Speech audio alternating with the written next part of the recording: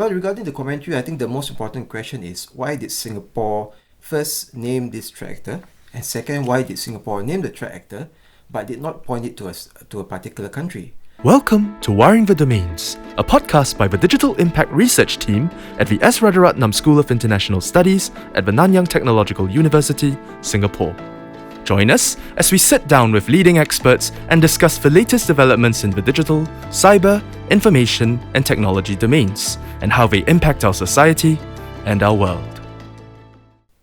Hi, I'm Benjamin Ang, Head of the Centre of Excellence for National Security and Head of Digital Impact Research at the S. Rajaratnam School of International Studies, NTU.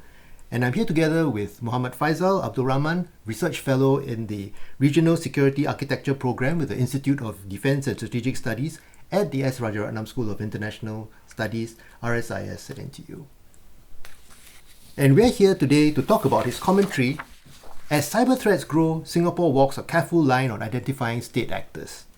I was really interested in this commentary because it talks about the announcement that the Coordinating Minister for National Security and the Minister for Home Affairs made at the 10th anniversary of the CSA, where he spoke about Singapore being under attack, a cyber attack from a highly sophisticated threat actor, UNC 3886. So I'd really like to know, Faisal, what led you to write this commentary?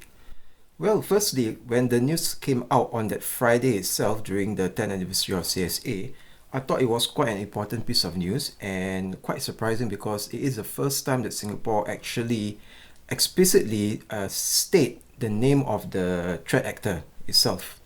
But at the same time, what drove me is because over the next few days, I actually received quite a number of requests for interview from various media, Channel News Asia, South China Morning Post, Straits Times, among others.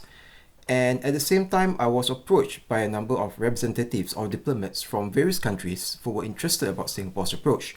So I thought it would be very timely and very useful to put together all my inputs into one coherent piece of commentary so that it's easy for viewers to actually read about it. I see. So could you take us through your commentary? Because I think our listeners would definitely like to know more about it. Well, regarding the commentary, I think the most important question is why did Singapore first name this threat actor? And second, why did Singapore name the threat actor but did not point it to a particular country? So my argument is that, firstly, the audience that the minister probably had in mind is likely to be the domestic audience. It was the 10th anniversary of Cybersecurity Agency of Singapore, CSA, so it is important to remind Singaporeans on the importance of the work of CSA and that the threat that we are facing in cyberspace is not imagined but real. And if you keep on putting out messages to be vigilant but without actually demonstrating that there is a real actor out there, I think it will be very difficult to persuade people to agree or believe that there's a real threat. So certain steps need to be taken to address this particular gap. And of course, the other thing is that the way that the attribution is made, it is to me more of a technical attribution rather than a political attribution, where the government actually has, I believe, some technical information to point it to a particular threat actor, but not naming or linking it to a particular country. So this is an approach which I think is quite different from what most countries, in particular what most Western countries are doing. And I believe it's very important to explain it not just from the point of Singapore's national interest, but basically we need to deep dive or delve into what this national interest is and what could be Singapore's strategic or geopolitical calculations.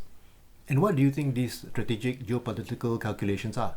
Well, firstly, when it comes to linking the APT to a country, it is mostly done by the Western technological cybersecurity companies. I believe these companies have the forensic information evidence to link it to particular threat actors from a certain country.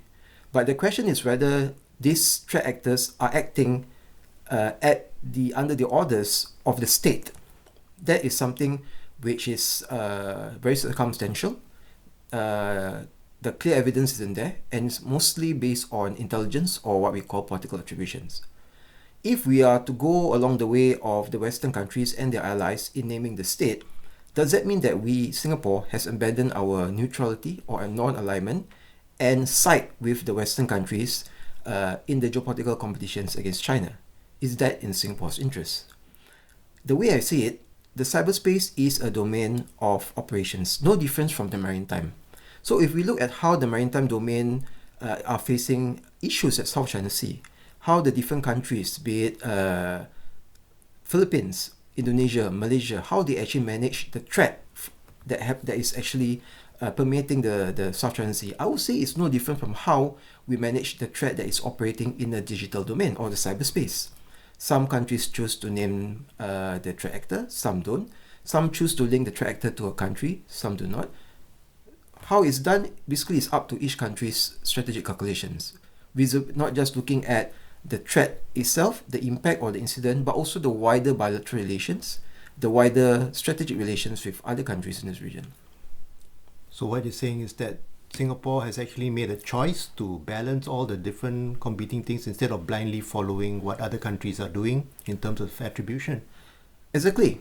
I think when it comes to attribution, most of the literature comes from the West. And those are very important and useful references, but we have to bear in mind that the West has chosen a side.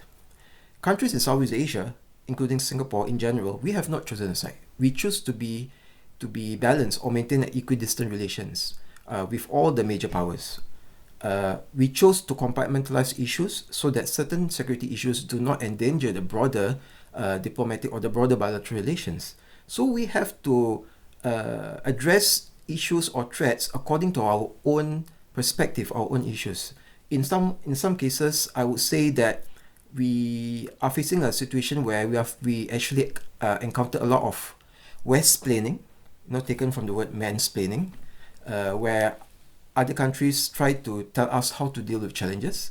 But I think we should deal with challenges according to our own perspective and according to our own needs, rather than follow what others are telling us what to do. It'll be very difficult because if each sides are telling us to address the issue according to their own ways, then what about our own agency, our own strategic independence? That's a really interesting way of thinking about this, and not just a technical question, but really a whole geopolitical aspect of it. So Faizal, I know that this was actually commentary and you had to keep within word limit. What else is there that you think you'd like to share about this topic that you weren't able to put inside? I think when it comes to this topic, it is very important to demonstrate that when it comes in terms of cybersecurity, in terms of and its connection with the regional security, we have to see that the regional security challenges are not just limited to the sea or the maritime domain. I think when we look at Southeast Asia, regional security is often connected to South China Sea. But when it comes to geopolitical issues or big power rivalry, it's also happening in cyberspace. So we need to pay more attention to how the cyberspace as an arena of competition is actually happening in our region. We need to study how other countries in the region are actually facing this issue, how they learn from us, how we observe them, how they themselves react. I'm pretty sure Singapore is not the only country in Southeast Asia that faces cyber threats that come from external powers. Other countries too, but how do they manage it? Are there things that we can learn from each other? And I think where it comes, the fact is that ASEAN region as a whole is trying to do more in terms of cybersecurity cooperation, but we often look at it from a more technical point of view. So I think it is very important that there are people out there who also look at the geopolitical point of view. I mean, we have to face it. When big countries or external countries like Russia, China, US, Australia, Japan look at cybersecurity, they are not just looking at the technical aspects of it. There's also the geopolitical aspects of it. So these are things which we need to consider. And my commentary itself shows that when I look at cybersecurity issues, it's not just from the national or technical perspective, but what is the regional perspective. And that is basically the remit of my program. I see. That's why it's a regional security architecture program.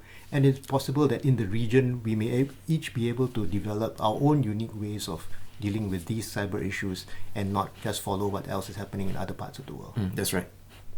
Great. Thank you very much, Faizal. Thanks for joining us on this podcast. Thank you for having me here.